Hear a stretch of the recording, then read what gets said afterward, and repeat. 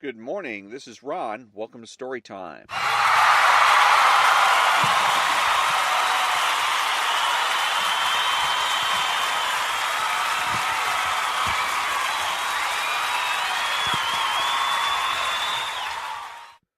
Facile formulas, catchy slogans, 10-step programs, and quick fixes too often dominate today's management training programs.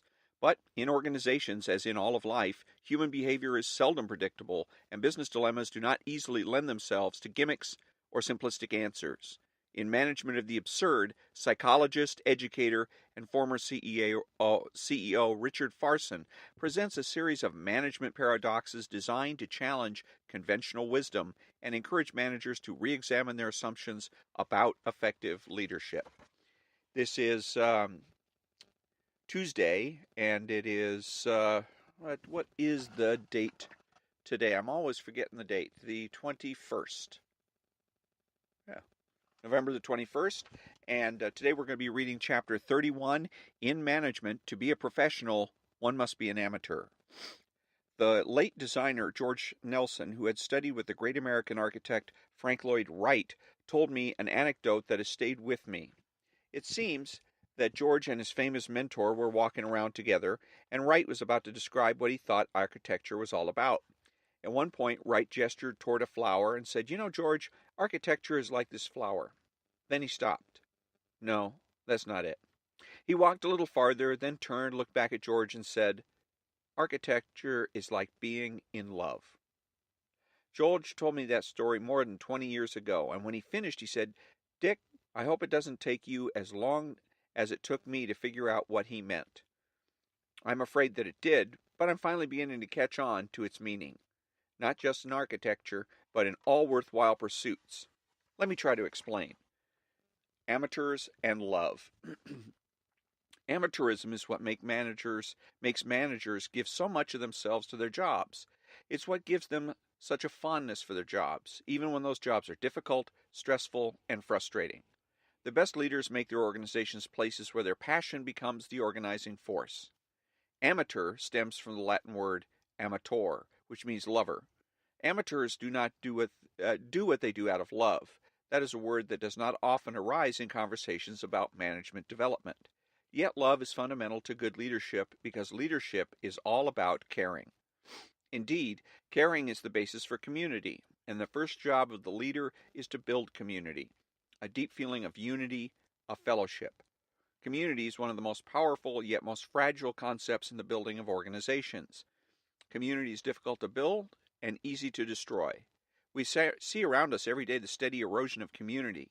It is perhaps the most serious trouble we faced, not just locally, but nationally and even globally. One of the great dilemmas is that the erosion of community almost always happens in the name of progress. We see this happen most clearly with the growth of large, impersonal shopping malls and the like, but we also see it in the growth of giant corporations. One aspect of human development that social scientists have never been able to cope with is the problem of scale. Once the human organization gets to be large scale, it's difficult to make it work as effectively as it did when it was smaller. That is the reason for the current move to more entrepreneurial organizations. There are those who feel that the future of organizations will be in a reversion to small units because, for one thing, only in small units are the bonds holding people together affectional rather than simply functional, and affection is the basis of community.